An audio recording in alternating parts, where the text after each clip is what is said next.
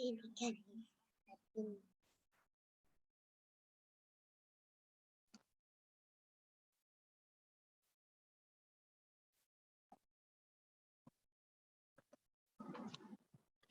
Assalamualaikum. Waalaikumsalam.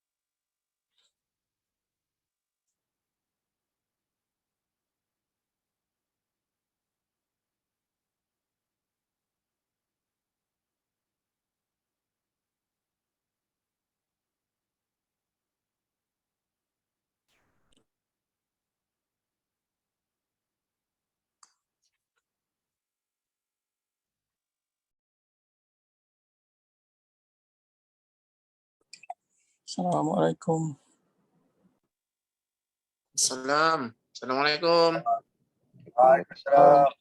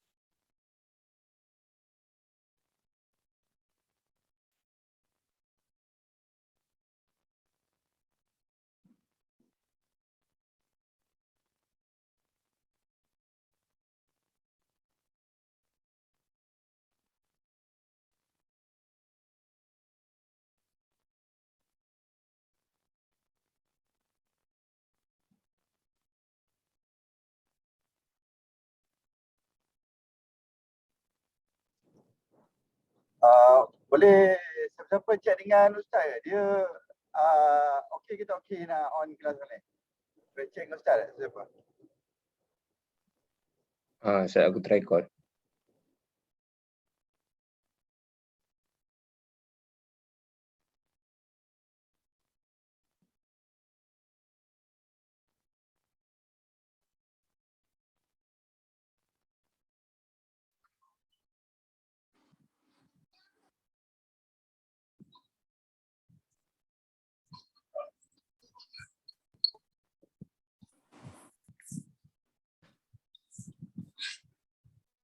Waalaikumsalam Ustaz. Waalaikumsalam warahmatullahi taala wabarakatuh. Masih di surau ke masih tu? Alhamdulillah dah sampai rumah. Ah, Malam ni ada majlis sikit tadi. Selamat ada yasin sikit tadi. okey okey. Dah baca Quran. Baik, insya-Allah boleh kita mula insya-Allah. Boleh Boleh, Ustaz, boleh. terus Ustaz. Sila Ustaz. Baik, insya-Allah. A'udzubillahi minasyaitonir rajim. Bismillahirrahmanirrahim. Assalamualaikum warahmatullahi taala wabarakatuh. Waalaikumsalam. Warahmatullahi wabarakatuh. Alhamdulillahirabbil alamin wassalatu wassalamu ala asyrafil anbiya'i wal mursalin wa ala alihi wa ashabihi wa man tabi'ahum bi ihsan ila yaumiddin. Subhanaka la ilma lana illa ma 'allamtana innaka antal alimul hakim wa la hawla wa la quwwata illa billah al-aliyyil azim. Amma ba'd. Alhamdulillah, tuan-tuan dan sahabat-sahabat yang rahmati Allah Subhanahu wa taala, alhamdulillah malam ni Allah pertemukan kita dan Allah memberikan kita ruang dan peluang untuk sama-sama kita menyambung sesi kuliah minggu lepas, iaitu kita menyambung tadabbur surah Al-Alaq. Kalau minggu lepas kita telah membacakan surah Al-Alaq dan kita telah menyentuh sedikit bahagian tajwid, insya-Allah pada malam ini kita akan menyambung pada bahagian tajwid dan juga pada bahagian tadabbur sahaja. Jadi malam ni kita fokuskan pada bahagian tajwid dan juga bahagian tadabbur, yang mana bacaan surah Al-Alaq kita telah selesai talaqi pada minggu lepas. Kita selesai membacakan daripada ayat yang pertama sehinggalah ayat yang ke-19. Baik, pada malam ini insya-Allah kita mulakan malam kita dengan sesi tajwid, iaitu terujuk kepada pengenalan huruf hijaiyah. Kita menyambung iaitu huruf fa. Kalau tak silap saya huruf fa, betul?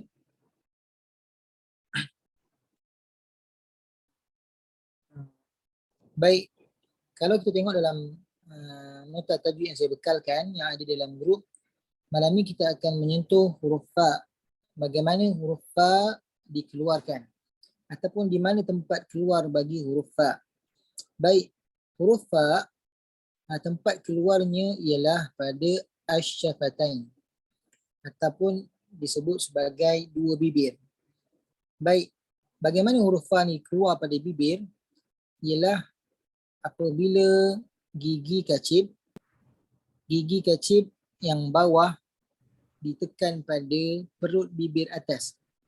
Minta maaf, gigi kacip atas ditekan pada sini, bibir bawah. Fa, maka akan menghasilkan bunyi fa. Dan sifat yang keluar bersama huruf fa ni ialah hamas, al-hamsu, iaitu kita melepaskan nafas atau melepaskan angin ketika menyebut huruf fa. Baik, sebagai contoh, kalau kita tengok dalam surah Al-Falaq, surah Al-Alaq yang kita akan sentuh, yang kita akan sambung pada malam ini, ada tak contoh huruf fa? Contohnya Allah sebut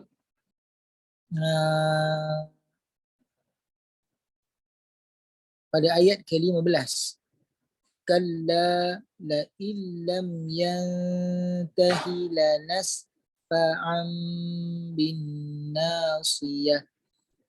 Pada kalimah lanasfa'an bin nasiyah. Juga pada ayat yang ke-17, falyad'u nadiyah. Baik, kedua-dua huruf fa ni kalau kita perhatikan gigi atas kita, gigi kacip bahagian atas akan kena pada bahagian bibir bawah. Maka menghasilkan huruf fa. Atau nak tepat lagi, nak rasa betul-betul huruf tu kena pada gigi dan bibir bawah, ialah kita mematikan atau kita matikan, letakkan sukun pada huruf fa dan letakkan satu huruf berbaris sebelum huruf fa. Contohnya af-idah. Kalimah af-idah. Contohnya af. Kita matikan huruf fa. Maka kita akan tahan gigi atas kita, gigi kacip dengan bibir bawah.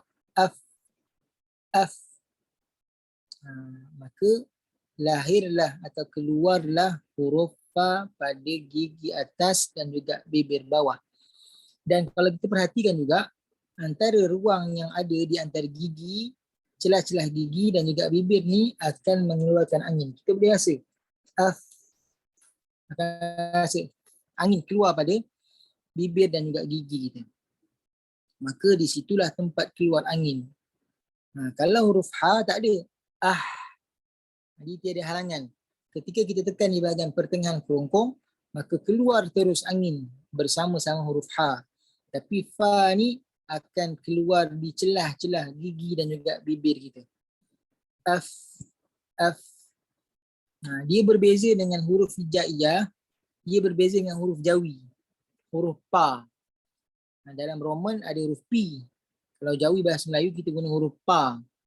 Bentuk sama macam huruf fa tapi dia 3 titik. Kalau huruf qaf 2 titik, huruf pa 3 titik.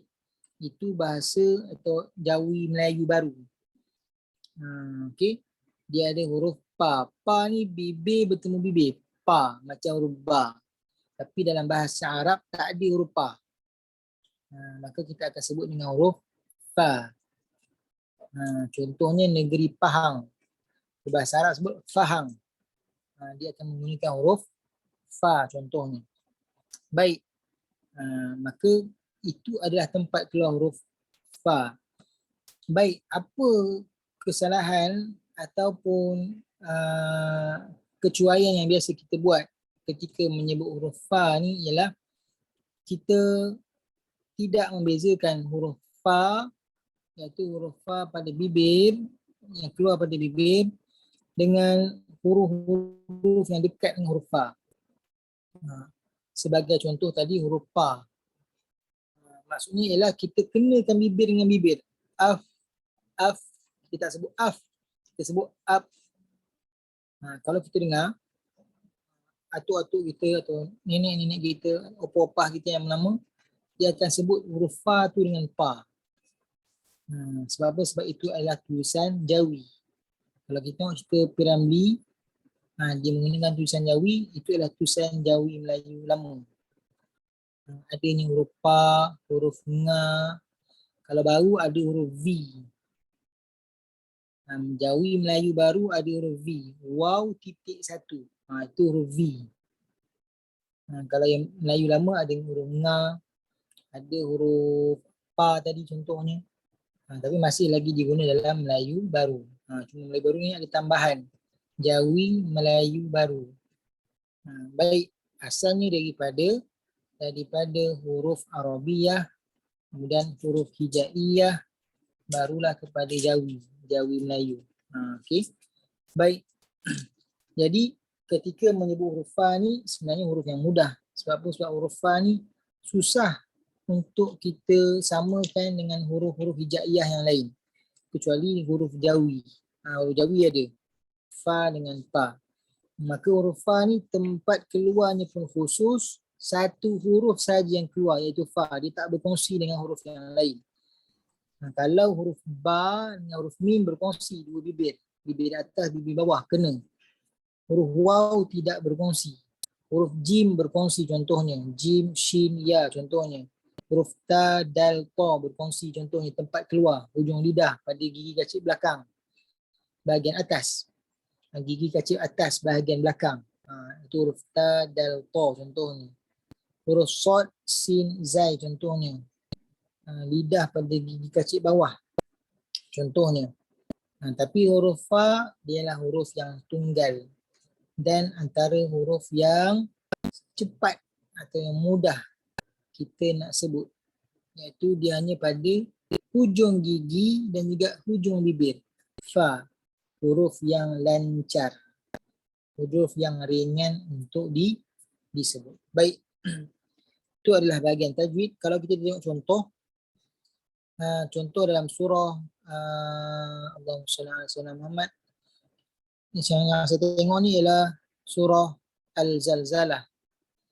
Ada faman ya'mal mithqala dzarratin khairan yarah. Fa berbaris atas.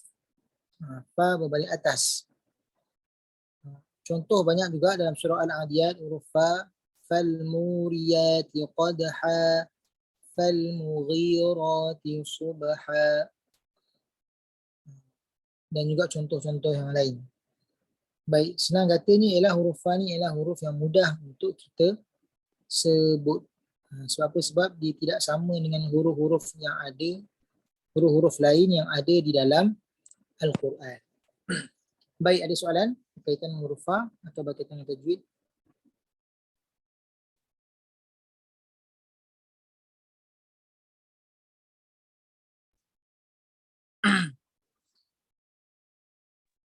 So Ustaz, kalau macam yang orang sebut fa selama ni tak betul lah kan, kalau dia keluar macam muncung tu kan, fa kat luar kan.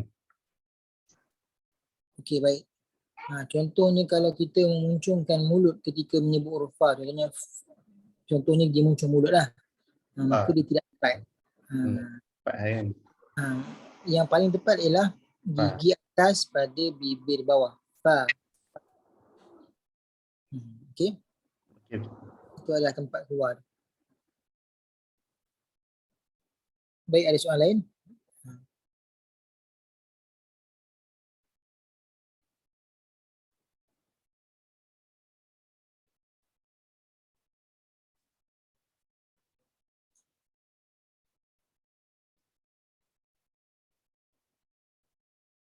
Baik. Saya bagi sedikit perkongsian berkaitan dengan makharijul huruf, tempat keluar huruf ni. Siapa orang yang pertama mengutarakan pendapat untuk menyusun huruf hijaiyah ni daripada sudut makhraj huruf ni? Siapa orang pertama yang menyusun huruf-huruf Quran ni, cara menyebut dia? Dekat mana huruf alif keluar, huruf ba keluar, huruf ta keluar. Baik. Dia berlaku sekitar tahun hujung 300 Hijriyah sehingga pada awal 400 Hijriyah.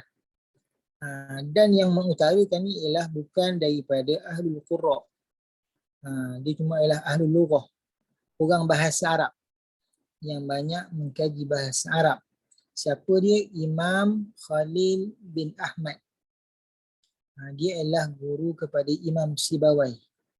Apabila orang ajam tidak fasih berbahasa Arab, maka dicadangkan untuk kita bagi tahu orang ajam ni, orang selain orang Arab ni, bagaimana untuk menyebut bahasa Arab dengan betul. Tetapi akhirnya diambil oleh Ahlul Qurra, orang yang baca Quran ni, Ahlul Quran ni, untuk menyusun juga satu kaedah yang lengkap bagaimana untuk membaca Al-Quran pada huruf-huruf hijaiyah ni. Jadi maka lahirlah ilmu makharijul huruf, iaitu kita mengetahui tempat keluar huruf, dan disebutkan oleh Ahlul Qurra, disebutkan oleh para ahli Quran yang dulu, zaman para sahabat dan tabi'in, ilmu mengetahui makharijul huruf adalah semulia-mulia ilmu. Sebab apa? Sebab dia adalah ilmu yang berkaitan atau yang mengajar orang untuk mula membaca Quran.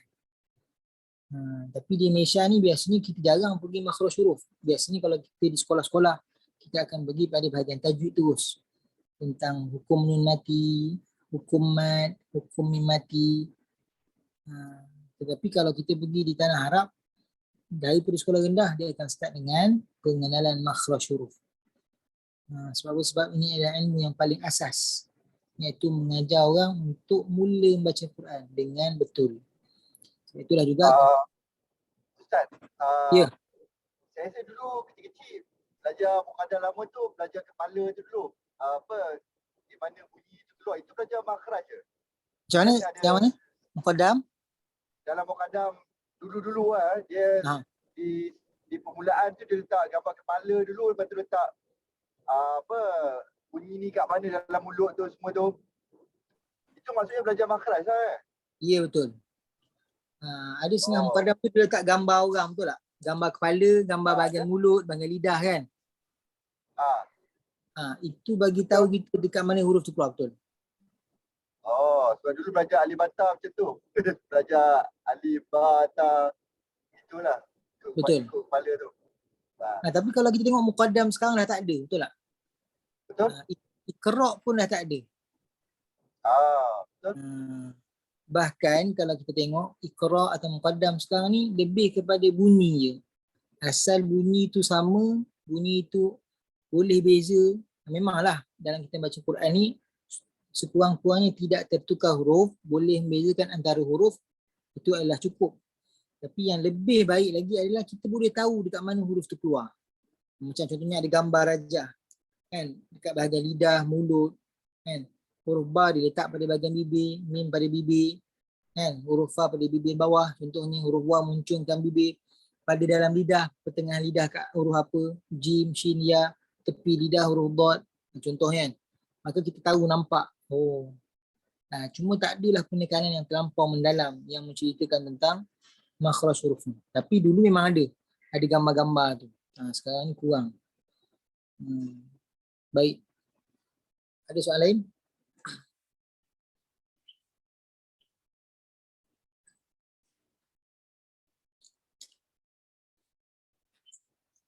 Baik. InsyaAllah kalau tak ada soalan, kita sambung kepada bahagian tadabbur surah Al-Alaq. Minggu lepas kita tutup. Ada soalan ni? Sikit apa soalan dah. Sorry. Tak ada soalan. Okay, teruskan. Baik. Kita menyambung kepada tadabbur surah Al-Alaq. Minggu lepas kita telah bincangkan 3. Apa pengajaran yang pertama? Saya minta tuan-tuan kongsikan. Yang pertama apa?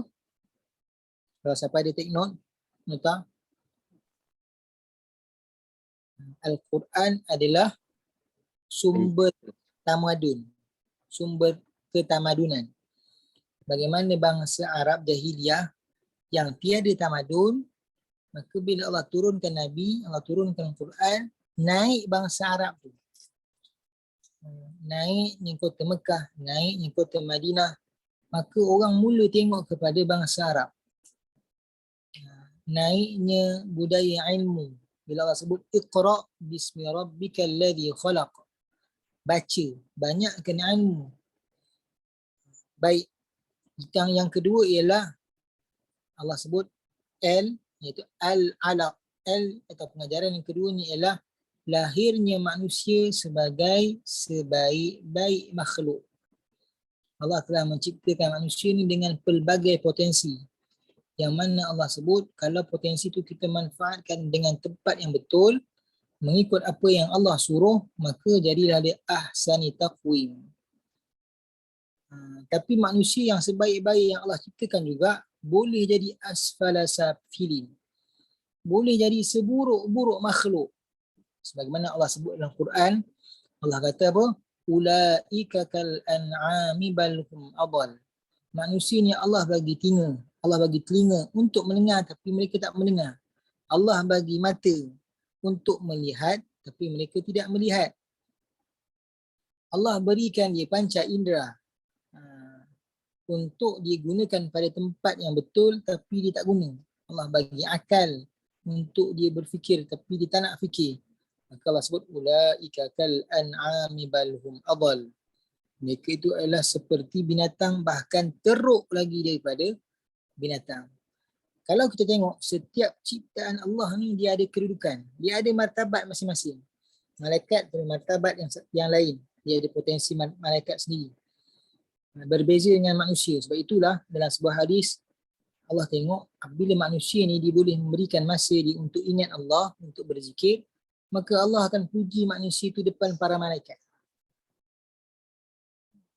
Kenapa Allah kata, aku kagum dengan manusia ni dalam kesibukan dia terhadap dunia dia, dalam kesibukan dia menguruskan pelbagai kerja dia, menjadi khalifah di atas muka bumi ni, dia masih lagi boleh berzikir pada aku. Kalian para malaikat memang tugas berzikir pada aku.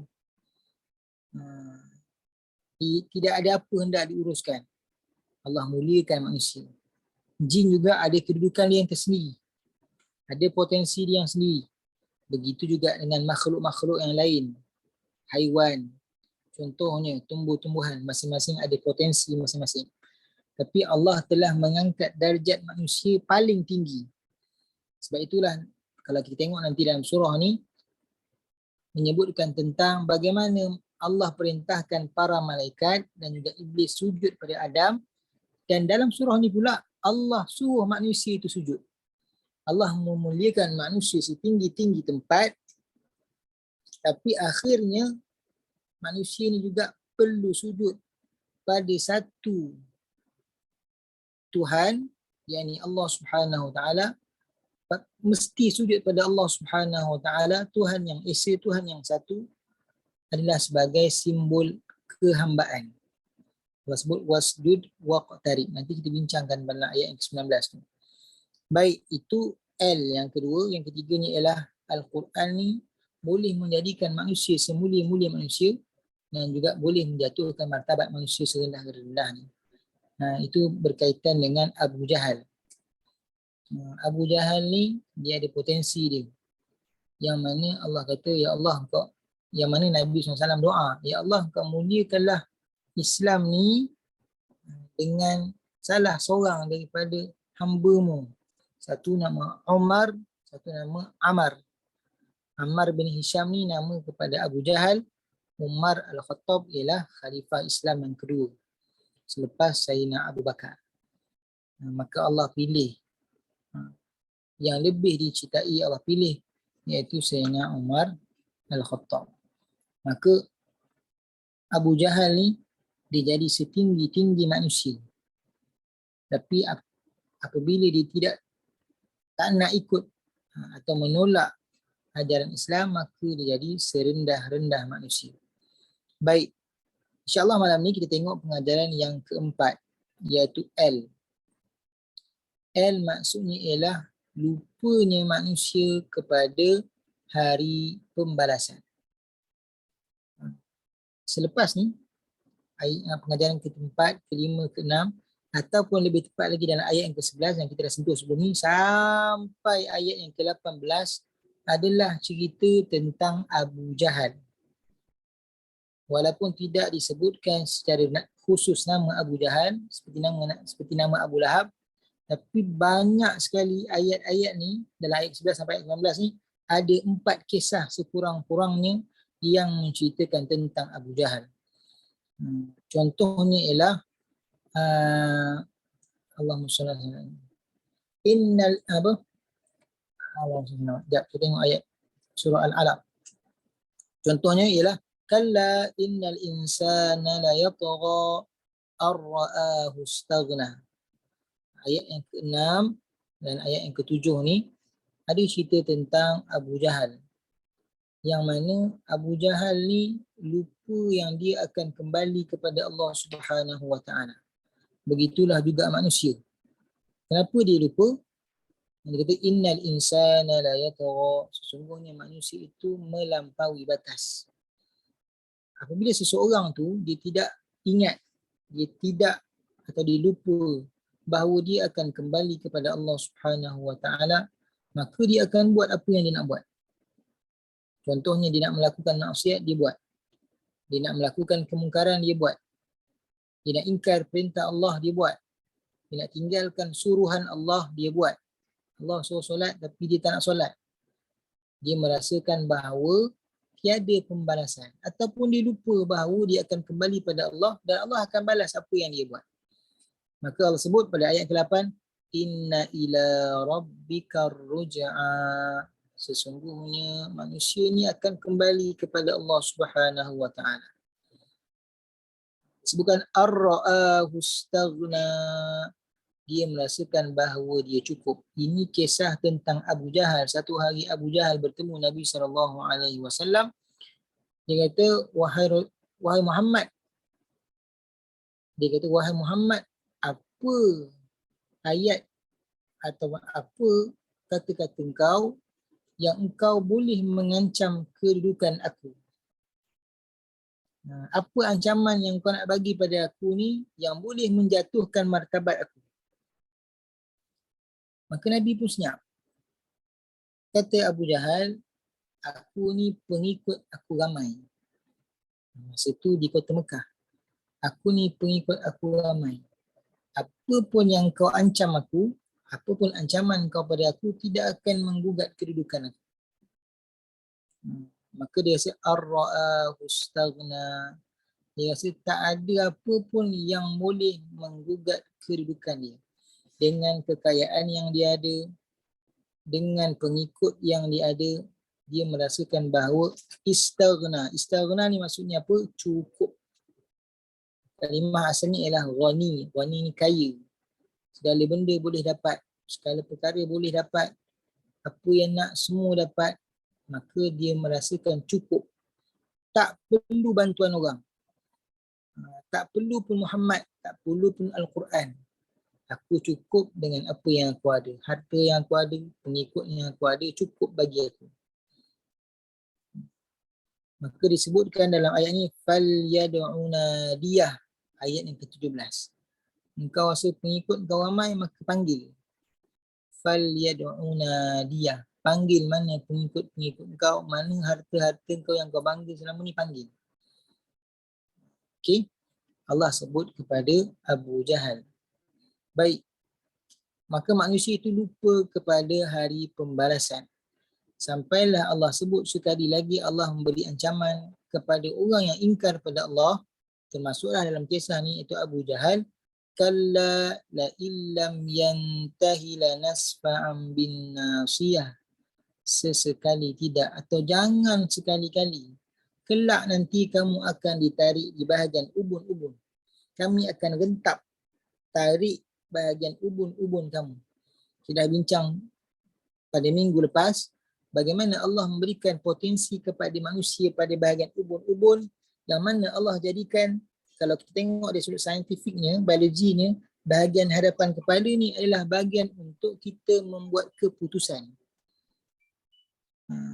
Allah jadikan di bahagian kotak hadapan ni, di bahagian ubun-ubun ni adalah tempat kita memilih baik dan buruk. Fa'alhamaha fujuraha wa taqwaha. Allah ilham pada kita ni nak pilih baik atau buruk. Maka tempatnya di ubun-ubun, maka ditarik ubun-ubun tu. Sebab apa? Sebab dia lupa bahawa dia akan kembali kepada Allah Subhanahu wa taala. Baik, itu adalah pengajaran yang keempat. Pengajaran yang kelima ialah ancaman kepada mereka yang menentang Al-Quran. Allah telah memberikan ancaman ni kepada Abu Jahal sebenarnya. Tapi dia termasuklah kepada seluruh manusia yang menentang Al-Quran. Hari ini ada orang ambil Al-Quran secara zahir. Sedangkan Al-Quran ini, Allah kata, Allah turunkan Al-Quran ni dan yang menerangkan kepada Al-Quran ni ialah Nabi Muhammad SAW. Ada orang ambil Quran sahaja. Sedangkan kita kena ambil Quran dan hadis. Hadis ni adalah penerangan kepada Al-Quran. Apa yang disebutkan dalam Al-Quran akan diterangkan melalui baginda Nabi SAW. Ada orang tolak pula Quran, ambil hadis sahaja. Ada orang ambil Quran sahaja jadi anti hadis, tolak hadis pula. Ada orang ambil sahaja pada zahir maksud Al-Quran atau zahir pada maksud hadis. Contohnya kita sebut dalam Al-Quran tu sebut, contohnya Allah itu yang awal dan Allah itu yang akhir. Kalau kita faham, ayat tu cerita tentang bahawa Allah itu yang awal, pertama, dan Allah itu yang akhir. Maksudnya ialah Allah itu bergantung kepada makhluk. Makhluk tu ada awalnya. Kita ni ada waktu penciptaannya. Dan kita ni ada akhirnya, kematian. Atau akhir kita dimasukkan sama ada syurga atau neraka. Tapi kalau kita faham betul-betul, kita tengok apa maksud di sebalik ayat itu ialah Allah itu tiada awal dan tiada akhir. Allah itu selama-lamanya ada. Tiada yang awal, tidak dijadikan, tidak diciptakan, tidak diperanakkan. Cuma kalau kita ambil maksud zahir di Al-Quran, itu yang jadi macam orang kata, macam ada kes baru ni, ada seorang makcik ni, moga Allah bagi hidayah pada dia. Dia kata, mana ayat Quran yang menunjukkan bahawa perempuan wajib pakai tudung? Dia kata dia Quranis. Dia mengambil Quran sebagai sumber hukum. Dan dia kata mana ada ayat Quran suruh perempuan pakai tudung? Memang tak ada. Tapi Allah suruh tutup aurat. Bagaimana tutup aurat? Nabi jelaskan. Nabi sampaikan. Quran juga menyebutkan tutup aurat. Tapi dia memahami maksud zahir ayat Quran itu saja. Allah tak sebut jilbab, Allah tak sebut tudung. Maka dia kata tak ada pun Allah suruh pakai tudung. Baik, itu salah faham kita kepada Al-Quran. Baik, berbalik kepada pengajaran yang kelima, ancaman kepada mereka yang menentang wahyu Al-Quran. Ayat ni ialah ara'aita alladhi yanha 'abdan idza shalla ara'aita in kana 'alal huda aw amara bit taqwa ara'aita in kadzdzaba wa tawalla alam ya'lam bi anna Allaha yara. Baik, Allah sebut ara'aita alladhi yanha. Ini satu lagi kisah berkaitan dengan Abu Jahal. Iaitu Allah sebut ara'aita alladhi yanha. Adakah engkau nampak orang yang menghalang atau orang yang melarang? Satu hari Abu Jahal ni pernah menyebut, kalaulah aku nampak Muhammad semayang berdekatan dengan Kaabah atau berdekatan dengan Allahumma shalli ala Muhammad, dengan makam Ibrahim, maka aku akan injak kepala dia. Aku akan pijak kepala Muhammad. Abdan idza shalla, seorang hamba yang nak menunaikan solat, iaitu Nabi Muhammad sallallahu alaihi wasallam.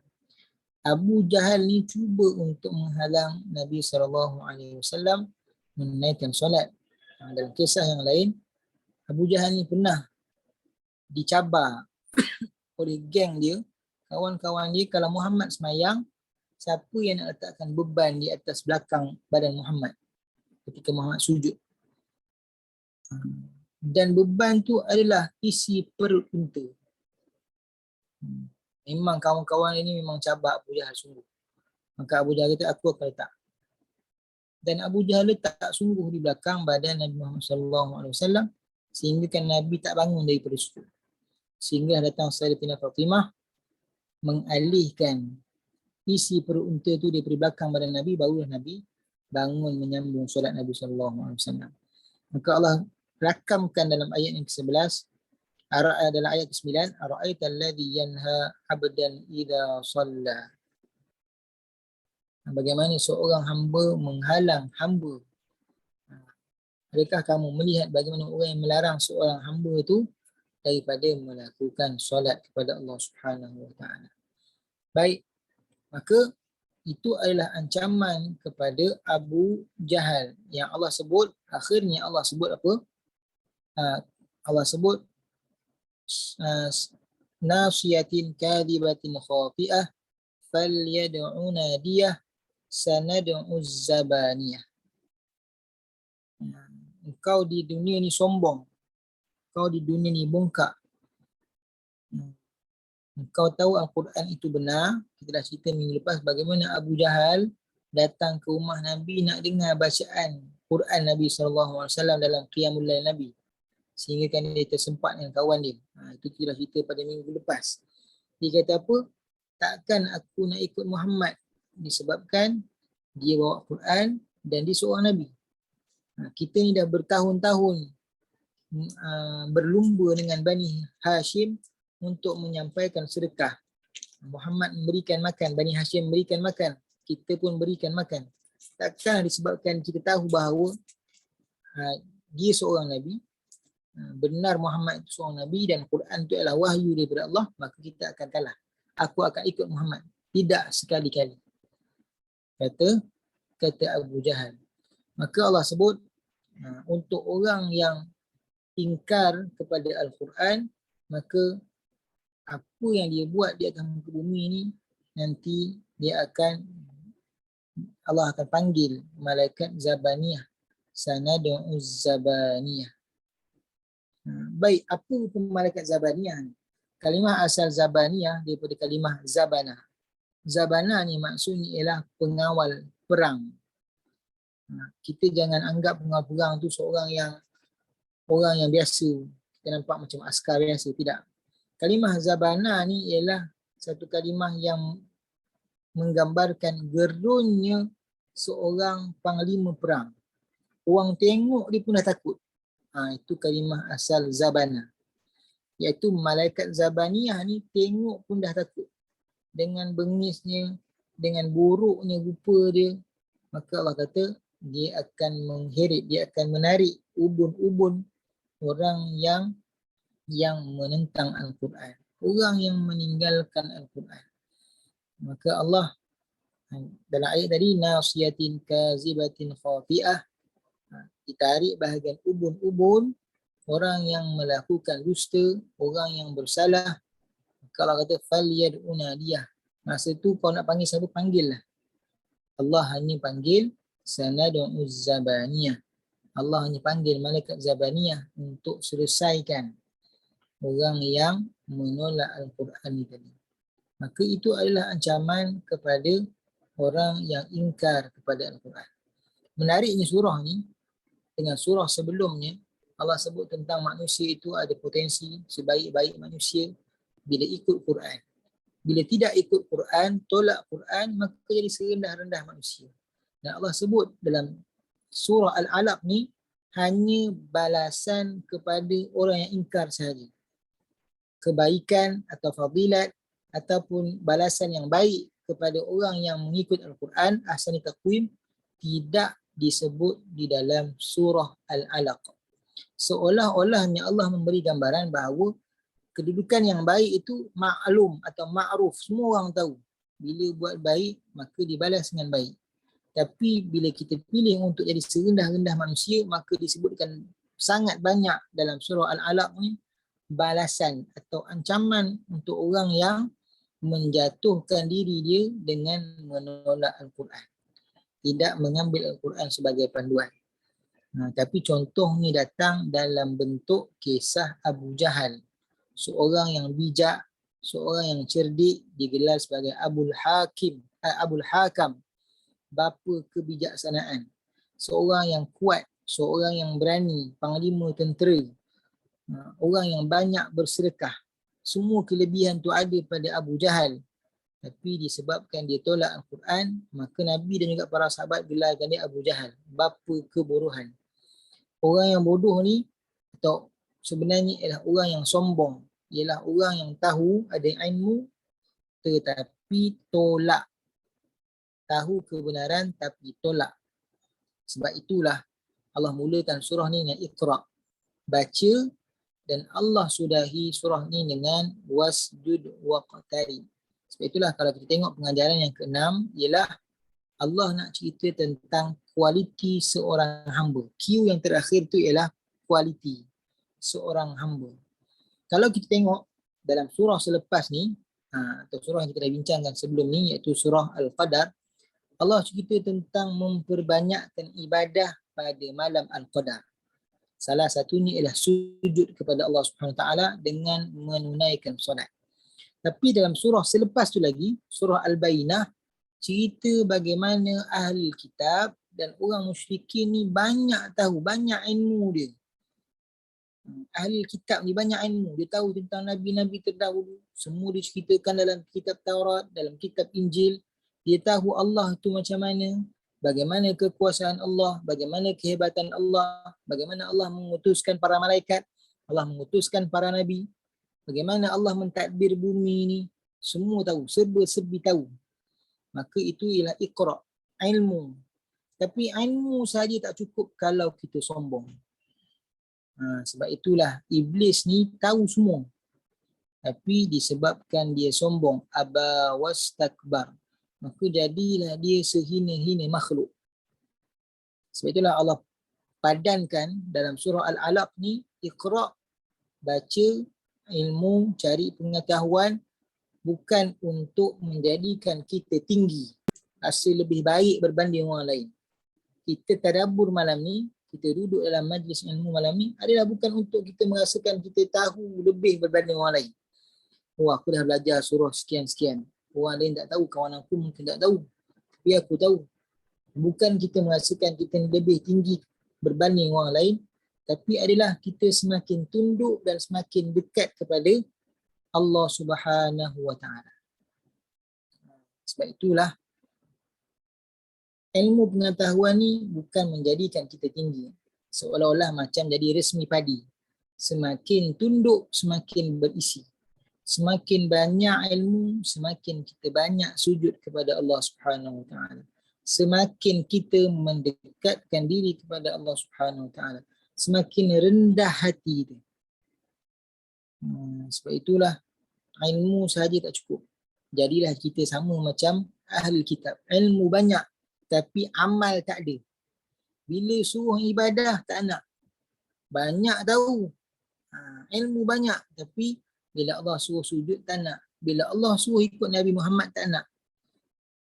Cantiknya susunan surah yang Allah susun ni daripada surah At-Tin, Al-Alaq, Al-Qadar, kemudian Al-Bayyinah, semuanya ada kaitan yang Allah cuba sampaikan melalui penyusunan surah ni. Maka Allah sebut Iqra bismi rabbikal ladzi khalaq, khalaqal insana min 'alaq, Iqra wa rabbukal akram alladzi 'allama bil qalam, 'allamal insana ma lam ya'lam. Ayat tu bukan sekadar suruh kita mencari ilmu, tapi kita kena tahu siapa yang bagi ilmu, siapa yang bagi kepandaian. 'Allamal insana ma lam ya'lam. Dan Allah sebut juga dalam surah Al-Baqarah bahawa Allah ajarkan semua kepada Nabi Adam AS dan juga keturunannya. Wa 'allama Adamal asma'a kullaha. Allah kata, aku mengajarkan Adam dan juga segala keturunan dan anak-anak dia nanti, kullaha, kesemuanya.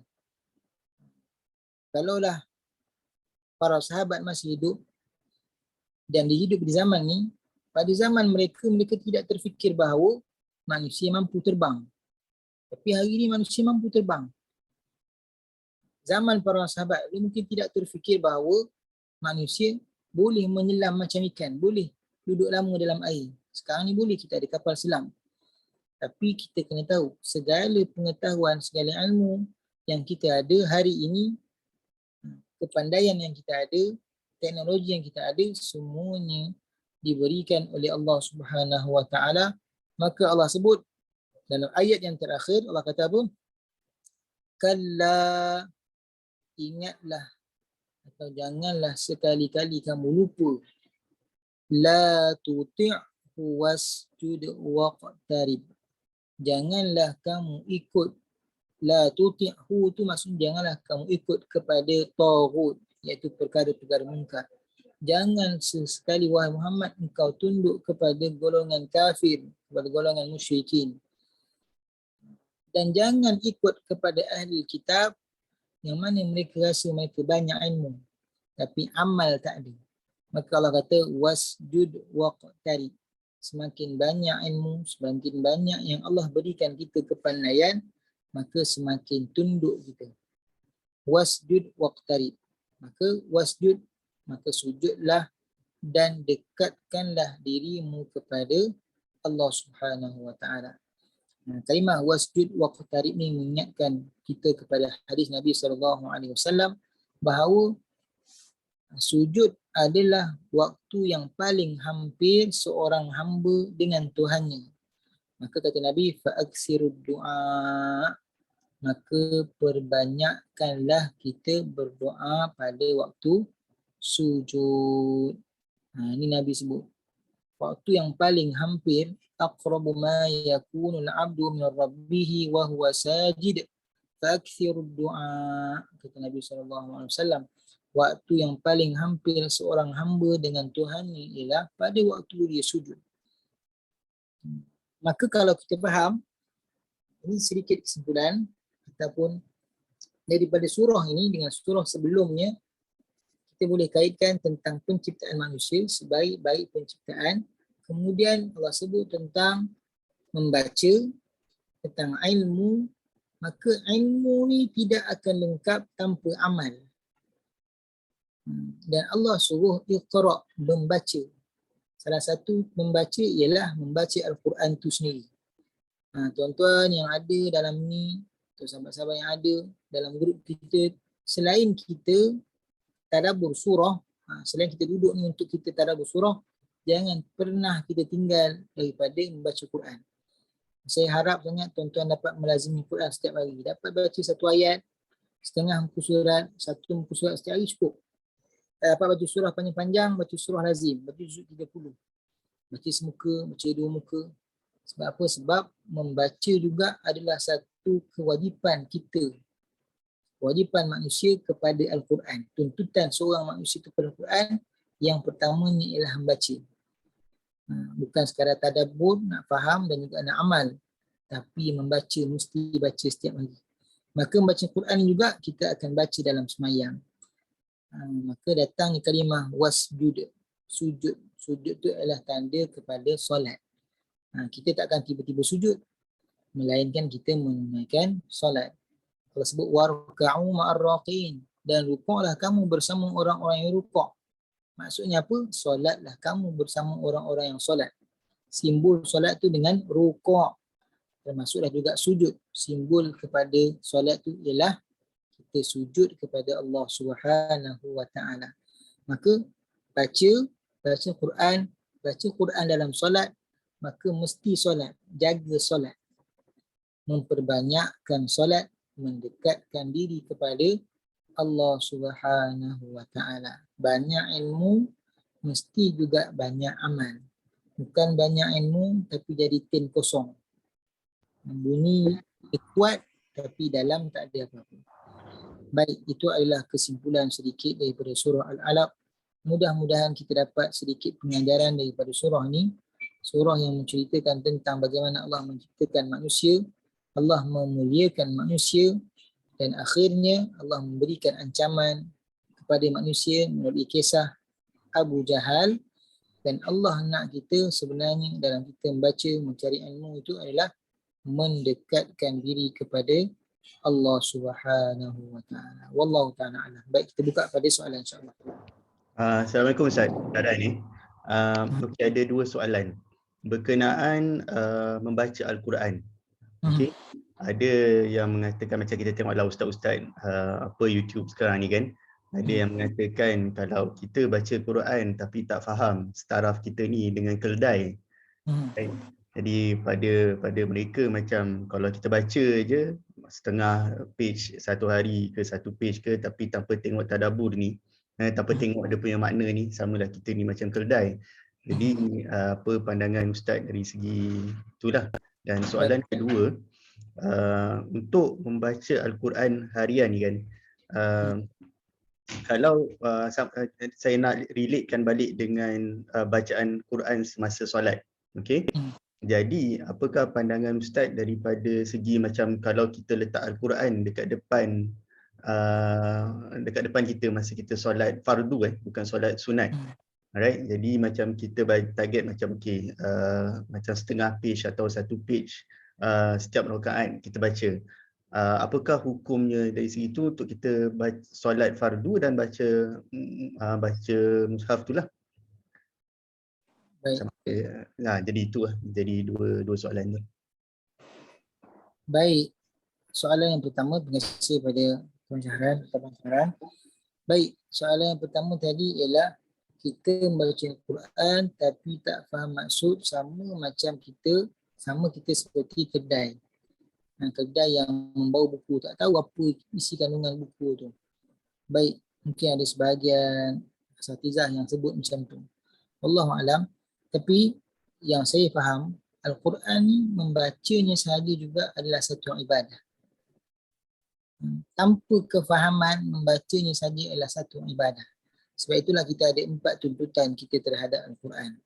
Satu ialah membaca, kemudian ialah memahami, kemudian ialah mengamalkannya, yang seterusnya ialah menyampaikan. Mana mungkin kita nak sampai ke tahap memahami dan juga mengamalkan tanpa kita baca. Saya bagi contoh yang mudah. Kan Al-Quran ni banyak fadilat ni. Hatta membacakannya tanpa kita memahami juga adalah satu fadilat. Allah sebut Al-Quran ni sebagai satu syifa'ul linnas, iaitu sebagai satu ubat kepada hati manusia. Syifa'ul linnas Allah sebut dalam Quran. Maka bagaimana Quran tu menjadi syifa kalau kita tak faham? Perumpamaan yang mudah. Mungkin siapa yang pernah dengar kisah ni, saya ulang balik kisah ni, bagaimana seorang anak yang ikut mak ayah dia mengajar Quran. Mak ayah dia rajin baca Quran. Maka anak-anak ni ikut.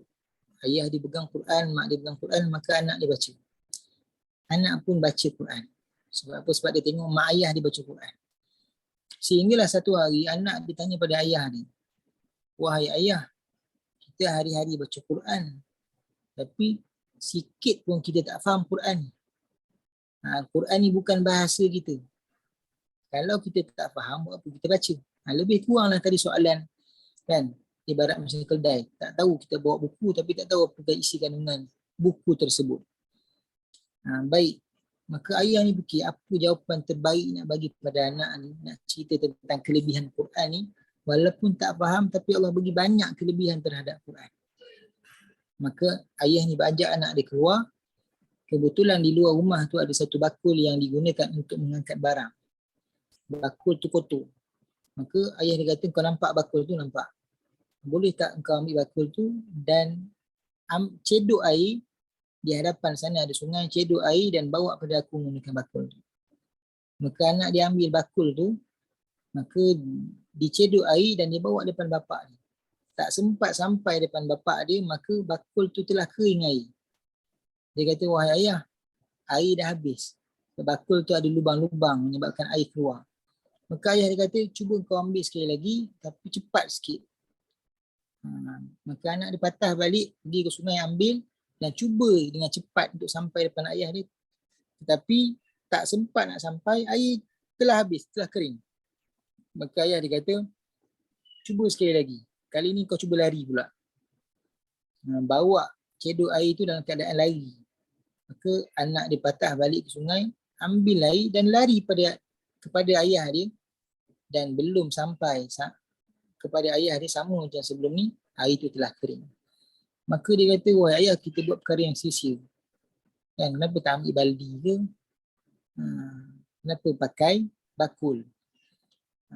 Tapi kata ayah dia, "Engkau melihat bakul tu perkara yang sia-sia, engkau mengangkat air. Sebab apa? Sebab kau rasa bakul ni tidak mampu untuk menampung air. Kita tak tahu sebenarnya bahawa bakul tu tak boleh nak menampung air. Tapi cuba kau lihat pada bakul tu. Yang asalnya kau pegang tadi kotor, tapi bila kau angkat air guna bakul tu, walaupun kau tahu tak ada atau sia-sia, kau tak faham pun apa maksud sebenarnya bakul tu, kegunaan bakul tu. Tapi sebabkan kau angkut juga air, maka bakul tu semakin lama semakin bersih." Begitulah juga Al-Quran. Kita tak faham maksud dia, tak tahu juga apa yang Allah nak sampaikan dalam ayat Quran tu, tapi disebabkan kita berulang kali baca, maka dia akan membersihkan hati engkau. Al-Quran tu akan membersihkan hati engkau. Sebab itulah, kalau ada yang mengatakan bahawa baca Quran ni sia-sia tanpa kita memahami maksud, betul ada hadis Nabi menyebutkan bahawa membaca Al-Quran ni perlu didatangkan sekali dengan tadabbur. Afala yatadabbaruna al-Quran am ala qulubin aqfaluha. Baca Quran sahaja tanpa tadabbur ibarat macam seolah-olahnya hati kamu telah tertutup. Kita ambil pada bacaan sahaja, bunyi sedap, baca bertaranum, tapi tak tengok kepada tadabbur. Jadi bagi saya kita kena balance. Nak tadabbur semua pun tak dapat nak tadabbur semua. Nak tengok setiap ayat, setiap perkataan maksud yang zahir dan maksud yang maknawi yang di sebalik itu juga kita mampu nak dapat semua. Tapi dalam masa yang sama jangan tinggal semua. Baca. Dalam masa yang sama kita ambil kefahaman kepada ayat-ayat yang kita baca tu. Baik, itu jawapan saya lah. Dan banyaklah fadilat lain. Kita mendalami Al-Quran, kita melazimi Al-Quran juga ada kedudukan yang tinggi di Allah Subhanahu Wa Taala. Ada orang yang tak tahu bahasa Arab, yang tak tahu maksud Quran, tapi dia melazimi Al-Quran, ada kedudukannya di sisi Allah Subhanahu Wa Taala. Allah sebut dalam hadis Nabi sebut yarta, iaitu Allahumma shalli ala sayyidina Muhammad. Nabi sebut apabila dia berhenti sehinggalah nyawa dia diambil, di mana dia berhenti membaca Quran tu, di situlah kedudukan dia nanti syurga Allah Subhanahu Wa Taala. Baik, itu yang pertama. Yang keduanya ialah soalan apa tadi yang kedua? Membaca Al-Quran baca Al-Quran melihat mushaf. Baik. Membaca Al-Quran dalam solat ni adalah satu benda yang digalakkan sangat. Betul, membaca Quran melihat mushaf kan? Ya, membaca Quran melihat mushaf semasa solat fardu. Semasa solat fardu. Baik. Ketika solat fardu, untuk membaca Al-Quran melihat Allahumma shalli ala Muhammad. Ketika solat fardu, kalau seseorang tu membaca Al-Quran dengan membuka mushaf, tidaklah batal bagi seseorang yang tidak menghafal Al-Quran. Maksudnya tidaklah batal untuk solat fardu. Tetapi ada pendapat yang menyebutkan bahawa dia terkeluar daripada perbuatan solat. Sebab perbuatan solat ni ialah membaca Al-Quran, tapi bukan melihat mushaf. Tapi ada pendapat menyebutkan bahawa dia tidak batal solat. Tapi untuk seseorang yang menghafal Quran, maka dia buka mushaf dalam solat fardu, batal solat dia. Sebab apa? Sebab dia hendak mengingatkan bacaan dia. Maka fokusnya bukan pada solat, fokusnya adalah pada untuk mengingatkan hafazan dia. Itu solat fardu. Solat sunat bagi saya tak ada masalah. Solat sunat. Solat sunat kita nak solat duduk ke, nak solat berdiri pun tak ada masalah. Hatta nak tengok mushaf pun tak ada masalah. Tapi untuk solat fardu, itu jawapan dia lah. Walaupun ada menyebutkan bahawa dia terkeluar daripada semayang. Sebab apa? Sebab dia melakukan perbuatan di luar semayang. Cuma pendapat tersebut tidak membatalkan solat. Tapi untuk orang yang menghafal Quran, maka dia membatalkan solat sebab dia melakukan perbuatan di luar semayang, iaitu dia nak mengingatkan hafazan dia. Sedangkan dalam solat ni, tujuan solat ni betul lah baca Quran, tapi bukan sampai kita melakukan perbuatan dalam solat. Solat ni sepatutnya kita fokus untuk khusyuk, untuk khudu', menghadirkan hati ingat pada Allah. Tapi jadi perbuatan lain, jadi perbuatan mengulang Quran dalam semayang sambil tengok mushaf. Wallahu alam. Jadi maksudnya untuk orang yang tak menghafaz, contoh ayat tu dia tak hafaz. Okey. Jadi dia buka mushaf tu, dia baca dalam fardu bolehlah. Jadi katalah pada sampai dekat surah yang dia hafal. Jadi maksudnya adalah lebih baik bila sampai ke surah yang dia hafal tu dia tak perlu baca mushaf lah. Ya. Supaya tak terbatal. Ya, betul. Okey, baik. Dan ada juga pendapat kata Imam Nawawi yang saya pernah baca, wajib pula dia untuk melihat mushaf. Contohnya kalau dia tak hafal suratul Fatihah. Contoh orang tu tak hafal surah Fatihah, maka wajib pula dia untuk melihat mushaf. Sebab tak hafal contohnya. Contohnya mu'allaf dan sebagainya. Memang dia tak hafal. Lepas tu baca tu pula dia memang mengangkat-angkat. Maka dia buka mushaf. Mungkin ada sebutan-sebutan yang ditulis yang memudahkan dia untuk baca, maka dibuka dan dibaca.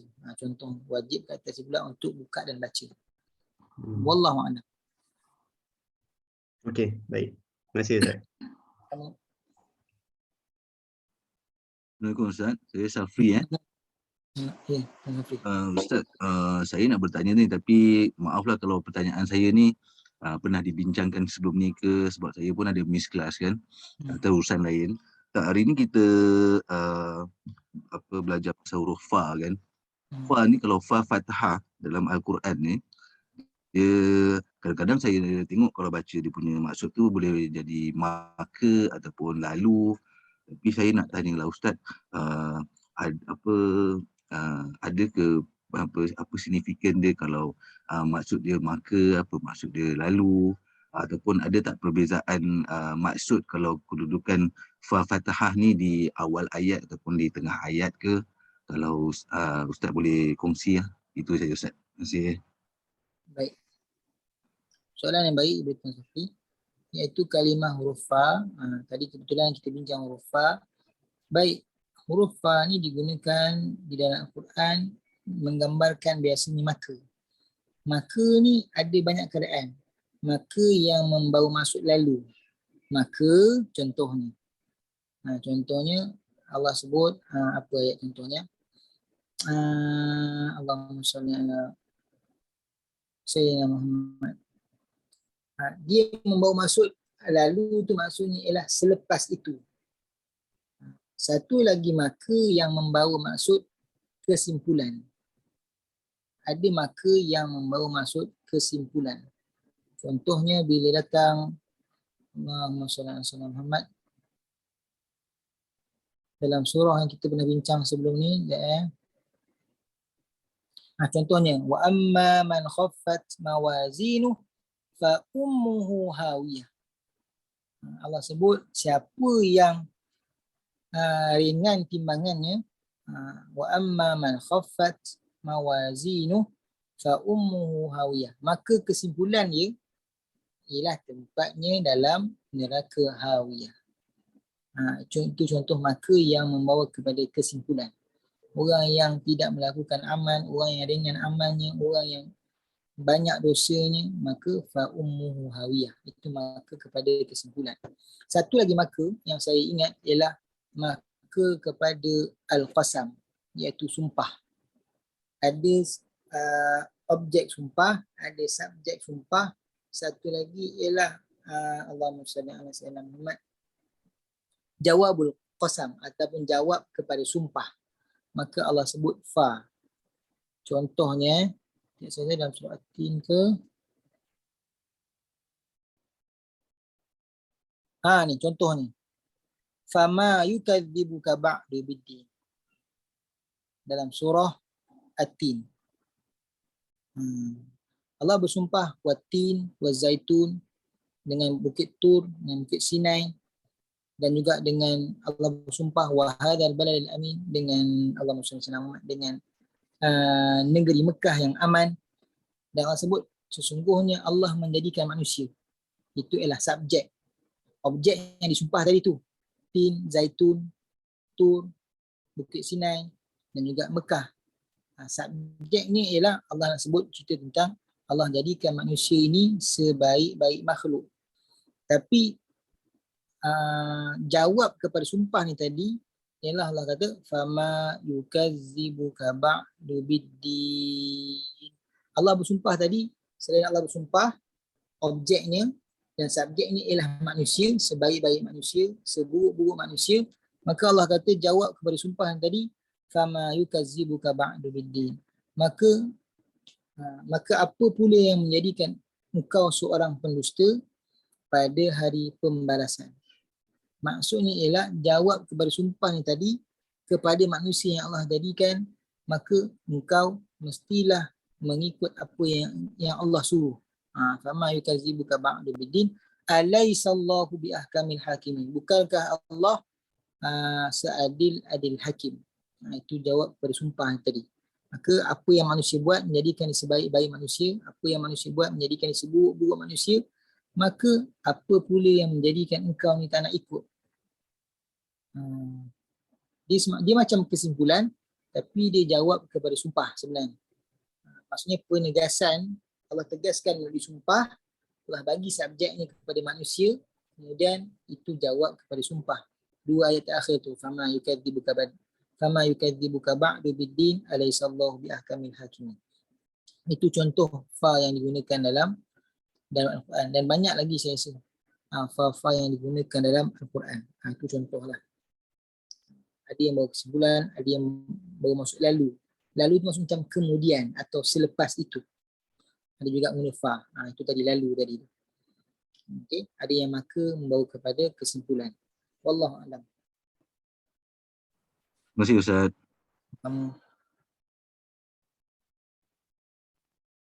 Ustaz, saya nak tanya boleh Ustaz? Boleh silakan. Amin. Silakan.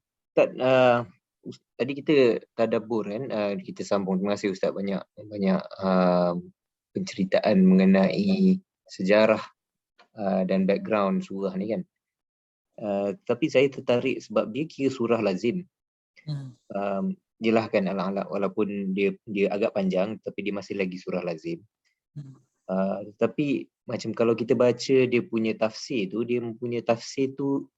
macam tiba-tiba tukar topik lah bagi saya lah. Mungkin saya tak faham.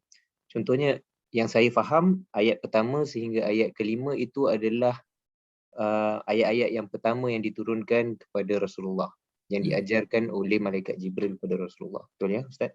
Betul. Dan sampai ayat kelima.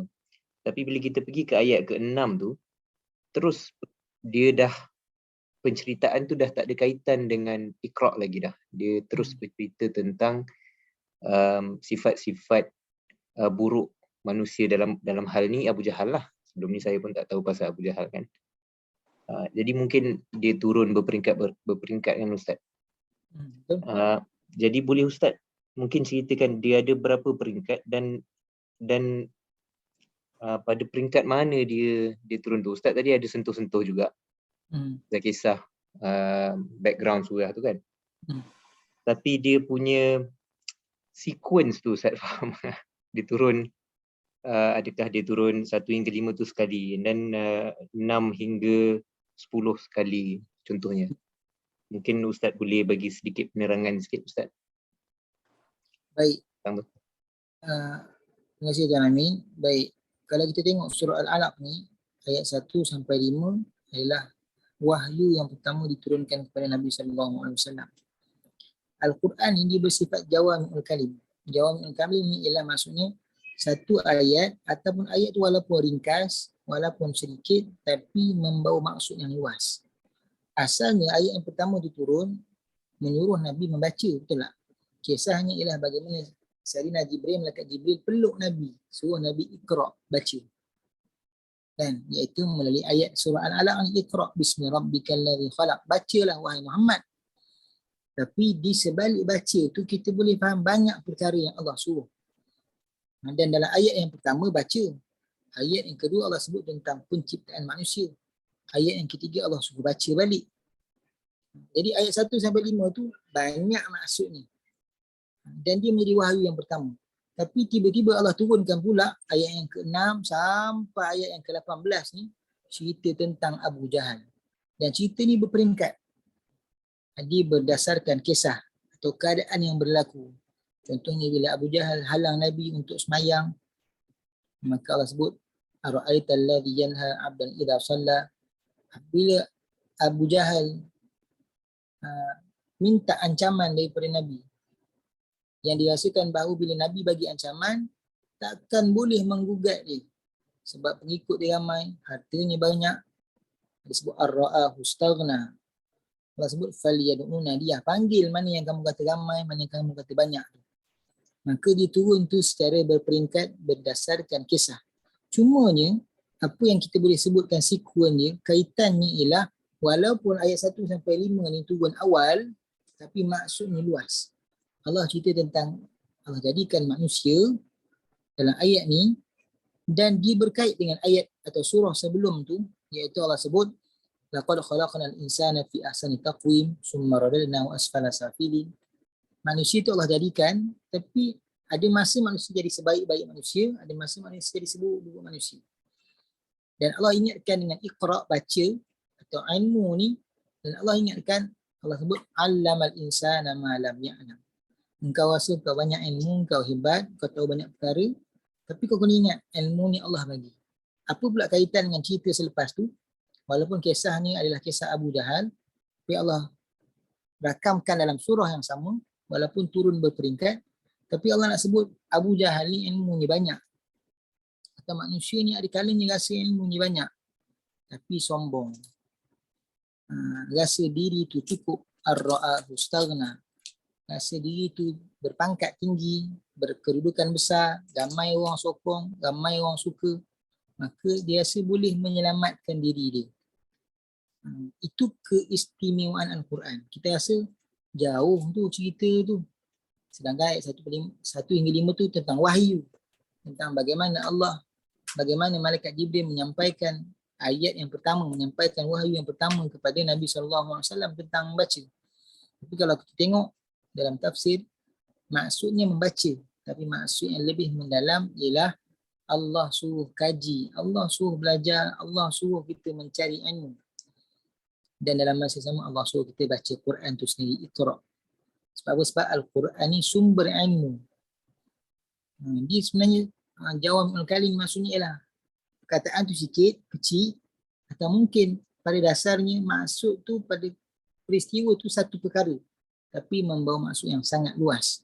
Maka kita boleh kaitkan.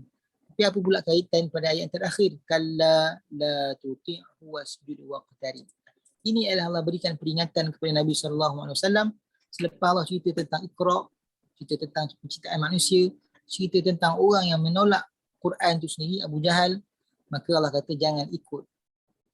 Sepatutnya bila banyak ilmu ni, semakin dekat pada Allah, semakin tunduk pada Allah. Abu Jahal ni memang banyak ilmu. Banyak membaca, tahu kisah-kisah Nabi terdahulu, semua tahu. Maka sepatutnya ikutlah perintah Allah. Dah tahu betul ikut, tapi sombong, rasa lebih diri itu lebih mulia berbanding Nabi SAW. Maka dia tak nak sujud dan tak nak mendekatkan diri pada Allah Subhanahu Wa Taala. Wallahu a'lam. Allahu a'lam. Terima kasih Ustaz.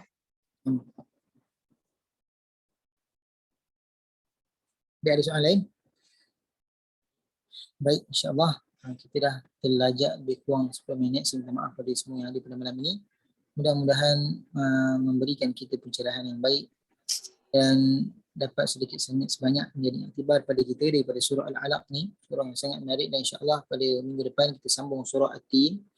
Allah bersumpah dengan banyak perkara, dan memang Al-Quran ni keunikannya banyak.